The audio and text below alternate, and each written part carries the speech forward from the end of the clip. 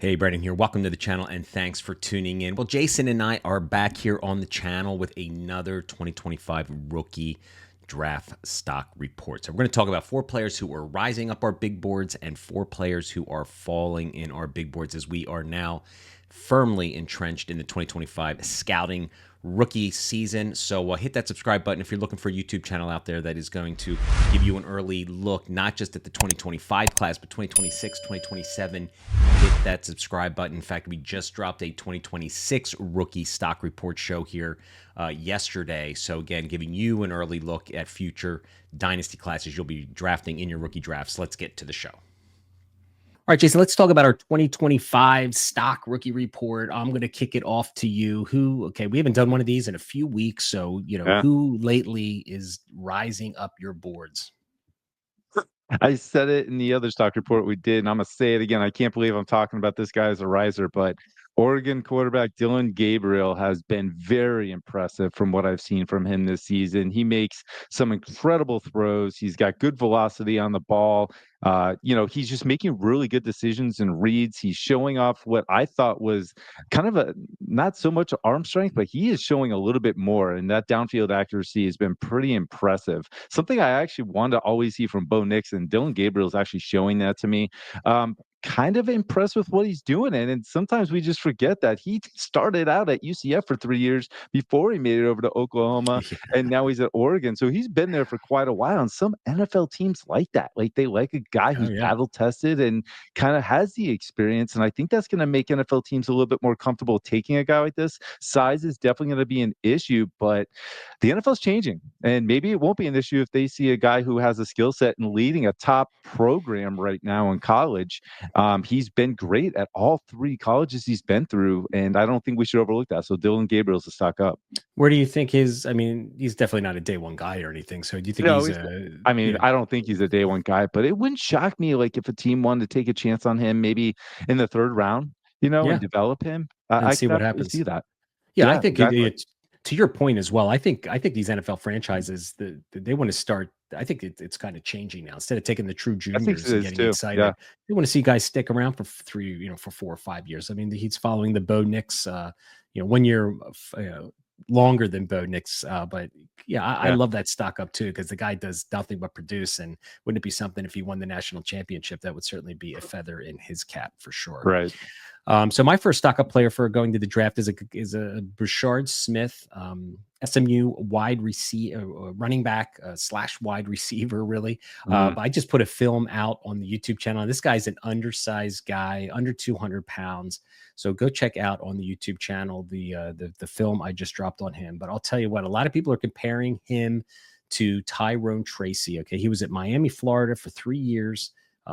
Really was more of a pass catcher, wide receiver used versus a running back. Goes to SMU, and on the season through week 12, over 1,000 yards, 12 TDs. He's put the rock on the floor 3 times, which he's got to clean up. But I'll tell you what, doing the film, I just, there was some buzz around him and I hadn't really seen a lot of him. So I had to jump on and do it was his game against Louisville. I put it out on the channel. Go check it out. But man, I'll tell you what, this guy's got the lateral ability, undersized, but we've seen, a trend in the NFL where some of these undersized guys are finding a role in backfields on NFL teams. And this guy is just an explosive playmaker with that pass catching, history at Miami. He brings that receiving skill set to the table. So if there's a team out there looking for a Thunder, or I'm sorry, a Lightning to a player they already got as a Thunder, I think this guy could be an explosive playmaker for an NFL franchise. So I think he's an early day 3 selection. So Brashard Smith of the running back from SMU is a pretty impressive player. I think that's a great call. He was my deep dive player like 2 weeks ago, I believe. And that receiving that he had at Miami to convert to a running back, that is something I don't want to miss out on, because I did that with Tyrone Tracy and I'm trying to learn from my mistakes. So I completely agree with you here. Yeah. My next guy is going to be Missouri wide receiver Theo Weiss.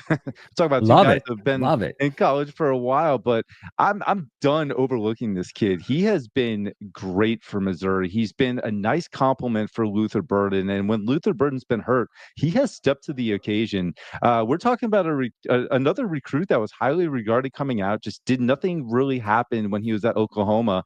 And he is starting to come on. And I don't care that he's starting to come on late. I see a dominant receiver with sure hands and physicality that I know the NFL is going to covet and love. The athleticism, I still have some questions about. I don't think I've seen enough. And honestly, I think that has a lot to do with the scheme of Missouri. And we've discussed that with Luther Burden. But Theo Weiss, I feel really good about the development that he's had over the last year or two. And I think he could be one of those sleeper guys that everybody starts talking about during the draft process, and he just kind of starts coming on. So Theo Weiss, definitely a stock up. Dude, I love the deep dive, kind of theory on this pick.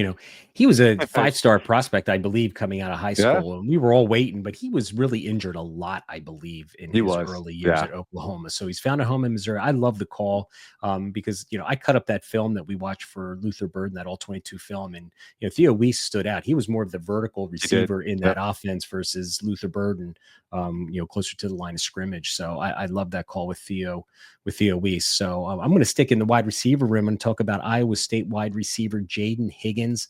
This guy played at Eastern Kentucky his first 2 years. He is a true senior, but this year, 862 yards, 7 TDs. I also did a film on the YouTube channel, so go check that out as well, breaking down his film.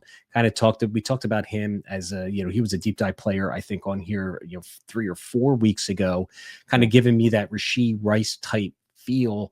Boundary receiver, bigger guy. I think he's 6'3", 200, 10 plus, but just a good possession receiver, really good snapping out of his breaks, has the vertical ability, contested catch, big hands. But he's going to be one of the nicer, bigger receivers in this draft class, and he's rising up my board. I'm probably higher on him than most, but Jaden Higgins, if you haven't seen this kid play, I think, his partner in crime, Jalen Knoll, too, is a player that I'm sure we'll be talking about here in the future. Both of these Iowa State wide receivers have to be on your radar as, potential early day 3 picks. But Jaden Higgins I'm a fan of his game. Now, you've been talking about him quite a bit, and I have not watched him closely, so I'm glad you're bringing him up. He's going to be a fun guy to look at during the draft process for sure.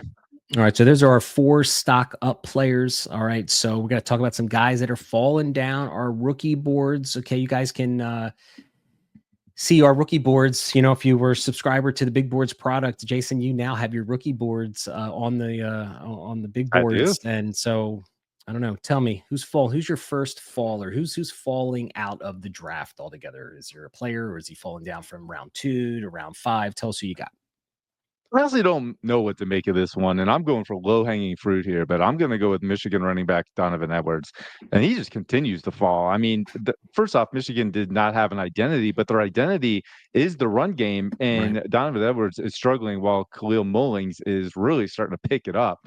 I think everybody expected Edwards to do what Mullings doing, so the fact that he hasn't proven that he can be the pass catcher I thought he could be and have that ability, and he doesn't show the play strength. And even when he has open field, he needs his blockers to set up a lot of holes for him to make it through. That doesn't make me comfortable as far as how it's going to transition for him to the next level. So Donovan Edwards, to me, as high as I was on him 2 years ago, that can't happen anymore. He's definitely a stock down. Yeah, without a doubt. He was I think you got the cover of that game that all those kids play. Maybe that was this guy. The curse happened long ago, Jason. He's been a faller for us for the last 2 Yeah, years. he's been a faller before the cover. So yeah, exactly. So I'm going to stick in the running back room, and I'm going to talk about Ollie Gordon. Ollie Gordon was probably a top 2 or 3 running back coming into the 2024 college season. I mean, there was, he last year, let's talk about 2023, 1,500 yards, 20 TDs. He had 2 fumbles, was his best game as a true sophomore, right? So he's a junior this year. He comes in through week 12, 688 yards, averaging only 4 yards a carry, 9 TDs. He's put the ball on the ground 2 more times this year as well. Yards after contact, the stat that I like, that I think is a predictable trait, under 3 at 2.96. He's only had 6 runs of over 15 yards with 170 attempts. So he just is not bringing that explosiveness to his game. Now, he's one of these bigger, bulkier backs, probably, you and I, we did film reviews over the summer on him, and we were concerned about his lateral ability and making guys miss. Is he just a one cut, kind of north south runner, which is probably what he is. So he's fallen down my board because I think we just talked about Brashard Smith and all these other more explosive players. I mean, explosiveness is a term I use a lot in running backs, but that's what you need. That's what the NFL's looking for. They're not looking for plotters getting 3 or 4 yards. They're looking for guys that can, really create space for themselves and get, break away and make some explosive plays. So Ollie Gordon is just a faller for me. I can't disagree with that. I think he's been a follower for you and I for a little while now. We just couldn't get on board with the hype. I'm gonna go with the tight end position. I want to say tight ends need love too, but I'm about to give him no love. Not no love, but he's definitely a stock down based on the expectation, and that's going to be Michigan State tight end Jack Belling, who I know you and I were very intrigued with when he was at Oregon State. He had 11 touchdowns during the 2 years that he was there, but this year he's only got 30 receptions, just over 300 yards receiving, and no touchdowns on the season, and that is not going to help. So most likely he's going back for another year, but in a class where a lot of these tight ends are really starting to elevate themselves and push themselves up, it's going to be easy for Jack Belling to kind of fall based on some of the production other tight ends are having, and he is not. I do believe in the athleticism, but we got to see it, and we're just not seeing it. So for that, he's definitely a stock down.